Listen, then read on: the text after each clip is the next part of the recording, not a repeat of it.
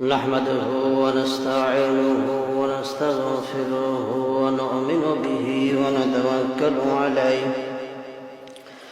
ونعوذ بالله من شرور أنفسنا ومن سيئات أعمالنا. من يهد الله فلا مضل له ومن يضلله فلا هادي له.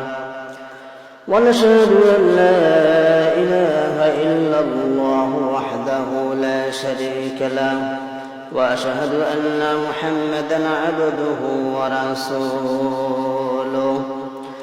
الذي أرسله بالحق بشيرا ونذيرا وداعيا إلى الله بإذنه وسراجا منيرا. فقد قال الله تعالى في كلامه المجيد وفرقانه الحميد: أعوذ بالله من الشيطان الرجيم. بسم الله الرحمن الرحيم. يا أيها الذين آمنوا أنفقوا من طيبات ما كسبتم ومما أخرجنا لكم من الأرض ولا تيمموا الخبيث منه تنفقون ولستم بآخذيه إلا أن تغمزوا فيه واعلموا أن الله غني حميد. عن أبي هريرة رضي الله تعالى عنه قال: قال رسول الله صلى الله عليه وسلم: يأتي الناس على زمان لا يبالي المرء ما أخذ منه أمن الحلال أم من الحرام. وقال رسول الله صلى الله عليه وسلم: لا يدخل الجنة خب ولا بخيل ولا منان، أو كما قال عليه الصلاة والسلام. ঐতিহ্যবাহী ইউনিয়ন পরিষদ জামে মসজিদের সকল মুসল্লিয়ান ইকরামদেরকে সশ্রদ্ধেয় সালাম, আসসালামু আলাইকুম ওয়া রাহমাতুল্লাহি ওয়া বারাকাতুহু। সর্বপ্রথম মহান রবের শুকরিয়া আদায় করি, সকলে বলি আলহামদুলিল্লাহ। সর্বকালে সর্বযুগের সকল আম্বিয়াদের নেতা হযরত রাসূল করিম সাল্লাল্লাহু আলাইহি ওয়াসাল্লামের উপরে দরুদ শরীফ পাঠ করে সকলে বলি সাল্লাল্লাহু আলাইহি ওয়াসাল্লাম। আল্লাহু রাব্বুল আলামিন আমাদের উপরে রাজি আর খুশি হয়ে গেছেন, এজন্য আল্লাহ তাআলা আমাদেরকে দুনিয়ার জমিনে প্রেরণ করেছেন। এই জন্য আরেকবার শুকরিয়া জ্ঞাপন করে আলহামদুলিল্লাহ। এই মানুষকে যখন সৃষ্টি করেন তখন ফেরেশতারা বলছিলেন যে এই সমস্ত মানুষ পৃথিবীতে গিয়া মারামারি কাটাকাটি হানাহানি করবে, এদেরকে পৃথিবীতে পাঠানোর চেয়ে না পাঠানোই ভালো। অতএব আমরা আপনার এই গুণকীর্তন করছি, আপনার ইবাদত বন্দেগী করছি, এটাই সবচেয়ে ভালো। আল্লাহ তাআলা বলছেন যে আমি যা জানি তোমরা তা জানো না, ঠিক কিনা? এই জন্য আমরা যে শুকরিয়া আদায় করলাম, এই শুকরিয়া শুধুমাত্র মুখে আমরা বললাম, এরপরে আমাদের কাজে কর্মে শুকরিয়া আদায় করে দেখাতে হবে, ঠিক কিনা? যে সূরাখানা তেলাওয়াত করেছি, যে আয়াতখানা তেলাওয়াত করেছি, সূরা বাকারার 267 নম্বর আয়াত, পারা নম্বর 3, পৃষ্ঠা নম্বর 4। আল্লাহ তাআলা এই আয়াতের মধ্যে বলেছেন যে হে ঈমানওয়ালাগণ, তোমরা ব্যয় করো, খরচ করো একমাত্র আল্লাহ তাআলার জন্য। আর যে ব্যয়টি তোমরা করবা সেই ব্যয়টি হচ্ছে উৎকৃষ্ট মাল থেকে ব্যয় করবা, নিকৃষ্ট মাল ব্যয় করার জন্য মনস্থ করো না। আল্লাহু রাব্বুল আলামিন বলেন: يا أيها الذين آمنوا أنفقوا من طيبات ما كسبتم ومما أخرجنا لكم من الأرض ولا تيمموا الخبيث منه تنفقون ولستم بآخذيه إلا أن تغمضوا فيه واعلموا أن الله غني حميد أنفقوا من طيبات ما كسبتم আল্লাহ রাব্বুল আলামিন বলেন তোমরা যা উপার্জন করেছো তার থেকে তোমরা ব্যয় করবা উৎকৃষ্ট মাল আর আমি আল্লাহ রাব্বুল আলামিন ভূমি থেকে যা উৎপন্ন করেছি তা থেকে তোমরা ব্যয় করবা। ভূমি থেকে কি উৎপন্ন করলো? আল্লাহ রাব্বুল আলামিন বলেন আমি ভূমি থেকে গম উৎপন্ন করেছি আর এই গম যখন তোমরা কেটে নিয়ে আসবা, কেটে নিয়ে আসার পরে এখান থেকে 10 ভাগের 1 ভাগ ফকির মিসকিন অসহায় গরিবদেরকে দান করে দিবা। এরপরে যা থাকবে তা থেকে তোমরা ভক্ষণ করবা এবং তোমাদের জীবন নির্বাহ করার জন্য তা ব্যবহার করবা। আল্লাহ রাব্বুল আলামিন বলেন এই যে গম আমি তৈরি করলাম, গম যে আমি সৃষ্টি করলাম, এই গম শুধু এমনিতেই তোমরা ছিটিয়ে দিলে হবে না। গম ছিটানো হয়, ছিটানোর পরে কিছুদিন পরে আগাছায় পরিণত হয়ে যায়। এই আগাছা থেকে ভিতর থেকে এই আগাছার ভিতর থেকে আমি আল্লাহ রাব্বুল আলামিন কুদরতি কায়দায় সেখানে দানার ব্যবস্থা করে দিয়ে থাকি। জোরে চিৎকার করে বলেন সুবহানাল্লাহ। এরপরে আস্তে আস্তে সেটা পাকা পুক্তয় পরিণত হয়ে যায়। তারপরে তোমরা সেটা কেটে নিয়ে আসো, আসার পরে তোমরা সেটার মালিক হয়ে যাও, ঠিক কিনা? এই গম থেকে আল্লাহ রাব্বুল আলামিন এই গম থেকে আল্লাহ রাব্বুল আলামিন বিভিন্ন রকমের খাবার তৈরি করেছেন। এই গম থেকে আল্লাহ রাব্বুল আলামিন সাদা খাবারের ব্যবস্থা করেছেন আর এখানে ময়দার ব্যবস্থা করেছেন, এরপরে আটার ব্যবস্থা করেছেন। এই আটা দিয়ে বিভিন্ন রকমের খাদ্য তৈরি হয়ে যায়। আল্লাহ রাব্বুল আলামিন এই আটার ভিতরে আর ময়দার ভিতরে অনেক পুষ্টি রেখেছেন। এই পুষ্টিগুলো মানুষ ব্যবহার করে আর এই পুষ্টিগুলো মানুষ শরীরের ভিতরে ঢুকে দেয়। আল্লাহ রাব্বুল আলামিন সর্বপ্রথম বান্দাদের জন্য পৃথিবীতে যা সৃষ্টি করেছিলেন তা হচ্ছে এই গম সৃষ্টি করেছিলেন। চিৎকার করে বলেন সুবহানাল্লাহ। সর্বপ্রথম তো ধান আসে না, ধান আসছে? আসে না। আরবের বুকে সর্বপ্রথম আল্লাহ রাব্বুল আলামিন এই গমের ব্যবস্থা করেছিলেন আর এই গম সৃষ্টি হয়েছে মিশর থেকে। জোরে চিৎকার করে বলেন সুবহানাল্লাহ। মিশর থেকে এই গমের সৃষ্টি হয়েছে আর এই গম দিয়ে আটা তৈরি হচ্ছে আর আটা থেকে বিভিন্ন রকমের খাদ্য প্রস্তুত হচ্ছে। সুবহানাল্লাহ। আল্লাহ রাব্বুল আলামিন বলেন এখান থেকে তোমাদেরকে বের করতে হবে 10 ভাগের 1 ভাগ আর সেই 10 ভাগের 1 ভাগ আল্লাহর রাস্তায় ব্যয় করতে হবে। আবার অন্য এক জায়গায় আছে 20 ভাগের 1 ভাগ এখান থেকে বের করতে হবে, আল্লাহর রাস্তায় ব্যয় করতে হবে। আর সেই ব্যয় করব মসজিদে, মাদ্রাসায় আর বিভিন্ন রকমের ফকির মিসকিন অসহায়দের কাছে ব্যয় করতে হবে। এই ব্যয় করার জন্য আল্লাহ রাব্বুল আলামিন নিজেই বলছেন মিন তাইয়্যিবাতি মা কাসাবতুম, আর তোমরা যা উপার্জন করছো আর আমি জমি থেকে যা তোমাদেরকে দিয়েছি এখান থেকে তোমরা বের করে আল্লাহর জন্য আল্লাহর রাস্তায় ব্যয় করবা। খারাপ যেটা সেটা ব্যয় করা যাবে না। আল্লাহ নিজে বলছে খারাপ যে জিনিসটি সেই জিনিসটি ব্যয় করা যাবে না আর সেই জিনিসটি আমি কখনো গ্রহণ করব না। আর তোমাদেরকে যদি খারাপ কোনো বস্তু উপহার হিসেবে দেওয়া হয় আর সেই খারাপ বস্তু তোমরা গ্রহণ করবা না, করবা? ভালো জিনিস যদি তোমাদেরকে দেওয়া হয় সেটা তোমরা গ্রহণ করবা। আর পচা একটি আপেল, অর্ধেকটি পচা আর অর্ধেকটি ভালো একটি আপেল যদি তোমার পকেটে ঢুকে দেওয়া হয় আর সেই আপেলটি তুমি গ্রহণ করবা না, গ্রহণ করবেন? গ্রহণ করবেন? আপেল তো কেন গ্রহণ করবেন না? অর্ধেকটা ভালো আর অর্ধেকটা হলো মন্দ, এই জন্য সেটা গ্রহণ করবো না। আল্লাহ রাব্বুল আলামিন বলছেন না আমিও গ্রহণ করব না। ওয়ালা তায়াম্মামুল খাবিসা মিনহু তুনফিকুনা ওয়ালাস্তুম বিআখিযি, আমিও গ্রহণ করব না। তোমরা যে খারাপ বস্তু আমাকে দান করবা, মসজিদে দান করবা, এই মারার তলের ধান এগুলি তোমরা মসজিদে দান করবা, এটাও আমি কি করব না? গ্রহণ করব না। আমার মসজিদে দান করতে গেলে, আমার মাদ্রাসায় দান করতে গেলে, আমার রাস্তায় দান করতে গেলে অবশ্যই অবশ্যই ভালো যে জিনিসটি সেটাই দান করতে হবে, ঠিক কিনা? এই জন্য আল্লাহ রাব্বুল আলামিন বলছেন, আমি যা মাটি থেকে উৎপন্ন করেছি তা থেকে তোমরা দান করবা, খয়রাত করবা। আল্লাহ রাব্বুল আলামিন বলেন, আমি জমিন থেকে আখ উৎপন্ন করেছি। আখ হচ্ছে কুষার, এটা আমরা সবাই সকলে চিনি। এই আখ থেকে আমি মানুষের খাবারের ব্যবস্থা করেছি, চিনির ব্যবস্থা করেছি, এরপরে গুড়ের ব্যবস্থা করেছি, তারপরে লালি গুড়ের ব্যবস্থা করেছি। আর একবার জোরে চিৎকার করে বলেন সুবহানাল্লাহ।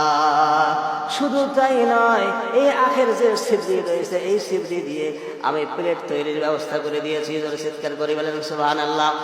প্লেট তৈরি হচ্ছে, এই সিবড়ি দিয়ে প্লেট তৈরি হচ্ছে। আপনারা জানেন কিনা? আমি যতটুকু জানি, আমি যতটুকু জেনেছি, এই আখের সিবড়ি দিয়ে বড় বড় প্লেট তৈরি হচ্ছে আর গ্লাস তৈরি হচ্ছে। যে সমস্ত উৎসবের মধ্যে খানা পিনার ব্যবস্থা করা হয়, যে সমস্ত উৎসবের মধ্যে এখন এই খানা পিনার ব্যবস্থা করা হয়, মানুষদেরকে দাওয়াত দেওয়া হয়, সেই জায়গার মধ্যে এখন অটোমেটিক প্লেট চলে এসেছে। এই অটোমেটিক প্লেটগুলি ভাইরা আমার এই আখের সিবড়ি দিয়ে তৈরি করা হয়। যেন চিৎকার করে বলেন সুবহানাল্লাহ। এই জন্য আল্লাহ রাব্বুল আলামিন বলছেন, এই যে আখ আমি তোমাদের জন্য উৎপন্ন করেছি, এখান থেকে তোমরা যে সমস্ত ভালো রয়েছে, ওই ভালো বস্তুগুলি, ভালো জিনিসগুলি তোমরা দান করবা।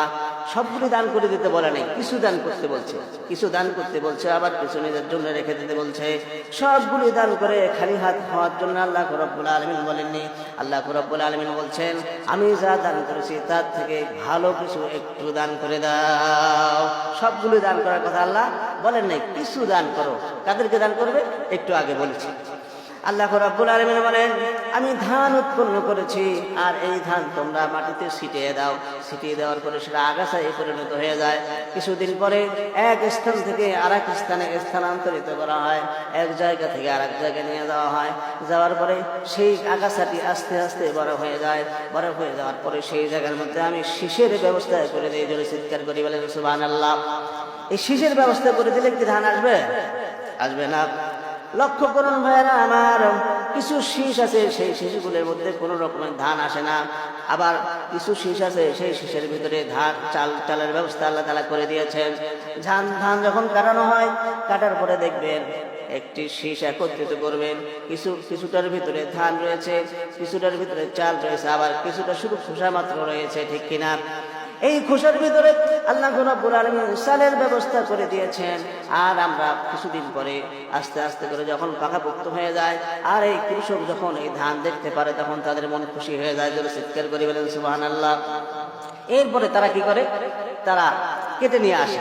আসার পরে কিছু লোক আছে, এত কষ্ট করে ধান উৎপন্ন আমরা করলাম, এত কষ্ট করে আমরা এই আবাদ কৃষণ করলাম, টাকা পয়সা খরচ করলাম, আমরা সার ব্যবহার করলাম, এরপরে আবার বুঝি আমাদেরকে এখান থেকে দান করা লাগবে। এটা কোন যুক্তির কথা?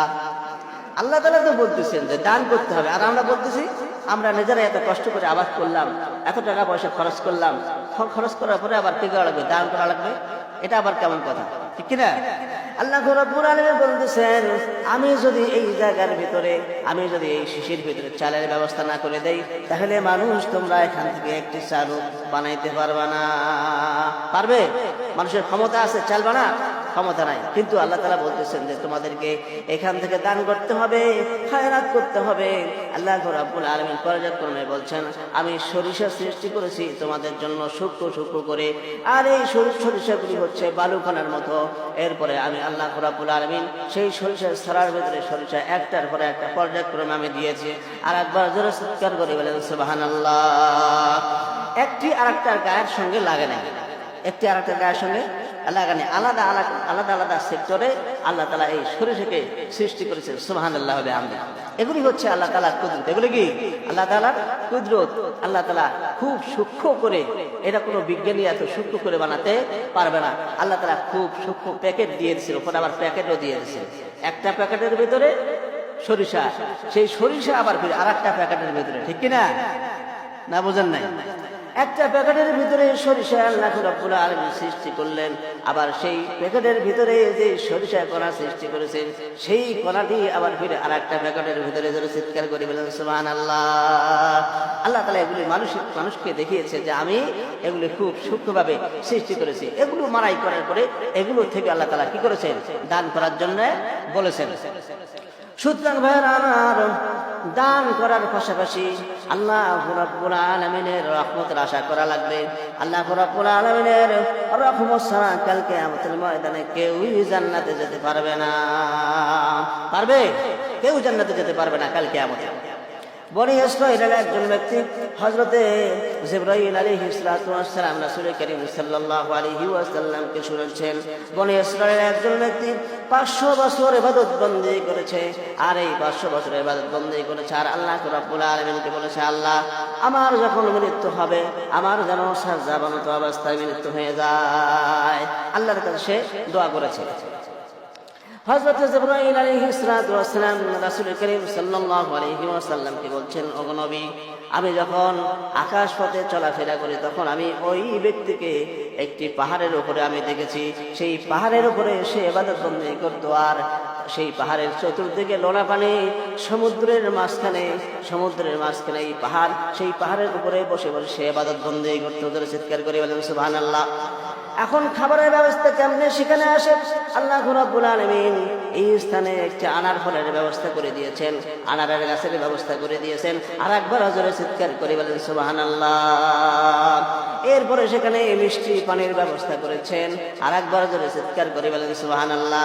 ওই যুবককে ওখান থেকে আর কোনোদিন নামা লাগে নাই, 500 বছর সেই জায়গার মধ্যে ইবাদত বন্দেগী করেছে। আর একবার জোরে চিৎকার করে বলেন সুবহানাল্লাহ। 500 বছর যখন শেষ হয়ে গেছে, শেষ হয়ে যাওয়ার পরে এখন সে কি করবে? আল্লাহ রাব্বুল আলামিনের কাছে যে দোয়া করেছিলেন, সাজদাবনত অবস্থায় আমার যেন মৃত্যু হয়, আল্লাহ রাব্বুল আলামিন হযরতে আজরাইল আলাইহিস সালাতু ওয়াস সালামকে সেই জায়গার মধ্যে পাঠিয়ে দিলেন, আজরাইল যাও আমার ওই বান্দার জান কবজ করে নিয়ে আসো। সাজদায় চলে গেছে, ঠিক সেই সময় আজরাইল আলাইহিস সালাতু ওয়াস সালাম এসে তার জান কবজ করেছে। জোরে চিৎকার করে বলেন আল্লাহু আকবার।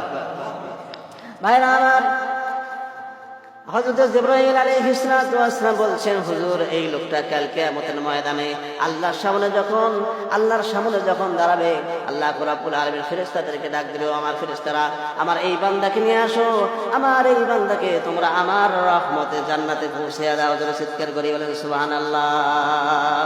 জান্নাতে যখন পৌঁছে দেওয়ার কথা বলবে, আল্লাহর রহমতে ওই ব্যক্তি বলবে, আল্লাহ আমি 500 বছর ইবাদত বন্দেগী করেছি, আপনার রহমতের আশা আমি করি না।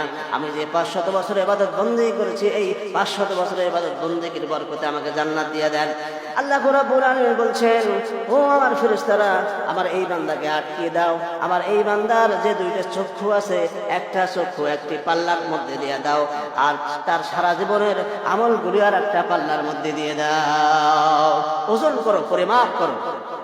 আমি যে নিয়ামতটাকে দিয়েছি তার একটা চক্ষু বিনিময়ে আমি তার এই 500 বছরের ইবাদত বন্দেগী পরিমাপ করতে চাই।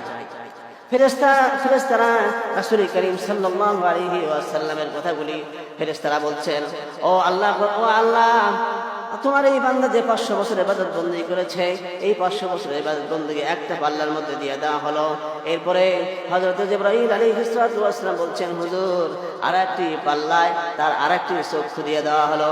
এই চক্ষু যখন দিয়ে দেওয়া হলো, যেই পাল্লার মধ্যে চক্ষু দিয়ে দেওয়া হলো, সেই পাল্লাটি ভারী হয়ে গেল। জোরে চিৎকার করে বলেন সুবহানাল্লাহ। 500 বছরের ইবাদত বন্দেগী শেষ হয়ে গেল এই যুবকের। এখন এই যুবককে বলা হলো, আর ফেরেশতাদেরকে বলা হলো, ও আমার ফেরেশতারা আমার এই বান্দাকে তোমরা জাহান্নামে নিয়ে যাও। জোরে চিৎকার করে বলেন নাউযুবিল্লাহ। জাহান্নামের দিকে যখন নিয়ে যাওয়া হচ্ছিল, তখন ওই লোকটি আল্লাহর দিকে ফিরে যাচ্ছে আর বলছে, আল্লাহ আমি ভুল করেছি, আমাকে মাফ করে দেন, আমি আপনার রহমতে জান্নাতে যেতে চাই। আর একবার জোরে চিৎকার করে বলেন সুবহানাল্লাহ। আল্লাহ রাব্বুল আলামিন ফেরেশতাদেরকে ডাক দেব, আমার ফেরেশতারা আসো, আমার ওই বান্দাকে নিয়ে আসো। আসার পর আল্লাহ রাব্বুল আলামিন ওই ব্যক্তিকে প্রশ্ন করবে কাল কিয়ামতের ময়দানে, শোনো তুমি যে এই পাহাড়ের উপরে ছিলা, এখানে কোনো পানির ব্যবস্থা ছিল না, চতুর্দিকে লোনা পানি, আর এই বড় পাহাড়, এই পাহাড়ে কেউ আসতো না, আমি আল্লাহ রাব্বুল আলামিন তোমাকে পানির ব্যবস্থা করে দিয়েছি, বলো তো এই পানির ব্যবস্থা কে করেছে? তুমি একটু চিৎকার করে বলো। ওই বান্দা বলবে, আল্লাহ তুমি পানির ব্যবস্থা করে দিয়েছো। জোরে চিৎকার করে বলেন সুবহানাল্লাহ। এরপরে বলবে যে আনার ফলের গাছ এখানে কে পাঠিয়েছেন? এই আনার ফলের গাছের মধ্যে আনার ধরিয়ে দিয়েছেন কে? ওই যুবক বলবে, আল্লাহ আপনি এই আনারের ব্যবস্থা করে দিয়েছেন, আনার ফলের ব্যবস্থা করে দিয়েছেন। আপনি যদি না করতেন তাহলে আমি 500 বছর কি খেয়ে বাঁচতাম? অতএব আপনি করেছেন, আপনার রহমতে এটা হয়েছে। আর একবার জোরে চিৎকার করে বলেন সুবহানাল্লাহ। এরপর আল্লাহ রাব্বুল আলামিন বলবেন, তুমি যে 500 বছর ইবাদত বন্দী করেছো, এই 500 বছর ইবাদত বন্দী করার তাওফিক কে দিয়েছে? ওই বান্দা বলবে, আল্লাহ তুমি আমাকে এই 500 বছর ইবাদত করার তাওফিক দিয়েছো। আর একবার জোরে চিৎকার করে বলেন সুবহানাল্লাহ। এরপরে ভাইরা আমার, আল্লাহ রাব্বুল আলামিন ফেরেশতাদেরকে বলবে, ও আমার ফেরেশতারা, আমার এই বান্দাকে আমার রহমতে জান্নাতে পৌঁছে দাও। আর একবার জোরে চিৎকার করে বলেন সুবহানাল্লাহ। এরপরে এই ব্যক্তিকে জান্নাতে পৌঁছে দেওয়া হবে আর চিরকাল সে সেখানে থাকবে। আর একবার জোরে চিৎকার করে বলেন সুবহানাল্লাহ। সুতরাং ভাইয়ের আমার, শুধু যে দান করলে যে আল্লাহ তাআলা কালকে আমাদেরকে জান্নাতবাসী করে দেবে তা নয়, আল্লাহ তাআলার রহমতেরও আশা করতে হবে, ঠিক কিনা? সুতরাং আল্লাহ রাব্বুল আলামিন আমাদেরকে মসজিদে, মাদ্রাসায়, বিভিন্ন স্থানে দান খয়রাত করার তৌফিক দান করে। সকলে বলি আল্লাহুম্মা আমিন। শুধু এই যে কথা আমি বলি মাঝে মাঝে, যে এই সমাজের মধ্যে একটা প্রচলন আছে যে কেউ মারা গেলে, মারা যাওয়ার পরে অনেক লোককে দাওয়াত দিয়ে খাওয়ায়, হয় কিনা? এটা কিন্তু কোরআন হাদিসের কোথাও নাই, আছে? যেটা কোরআন হাদিসের মধ্যে আছে সেটা কিন্তু আমরা মানি না। মানে কোরআন হাদিসে কি আছে? কোরআন হাদিসে আছে, কেউ যদি মারা যায় তার জন্য সদকায়ে জারিয়া করো। কি করো? সদকায়ে জারিয়া করো। সদকায়ে জারিয়া কোথায় দান করবে? এর মসজিদে দান করতে হবে, মাদ্রাসায় দান করতে হবে, ঠিক কিনা? এই সদকায়ে জারিয়ার কাজটি কিয়ামত পর্যন্ত জারি থাকবে, এর সব রেসানি সে কিয়ামত পর্যন্ত বৈধ থাকবে। যেন চিৎকার করে বলেন সুবহানাল্লাহ। এই জন্য এই দিকগুলো, এই বিষয়গুলো আমাদেরকে চিন্তা করতে হবে। আল্লাহ রাব্বুল আলামিন আমাদেরকে কোরআন অনুযায়ী এবং রাসূল করিম সাল্লাল্লাহু আলাইহি ওয়াসাল্লামের হাদিস মোতাবেক জীবনকে পরিচালনা করার তৌফিক দান করুন। সকলে বলি আল্লাহুম্মা আমিন। ওয়া আখিরু দাওয়ানা আলহামদুলিল্লাহি রাব্বিল আলামিন। যারা পরে আসছি আমরা জুমা আদায় করতে পারি, জুমা আদায় করে নিই।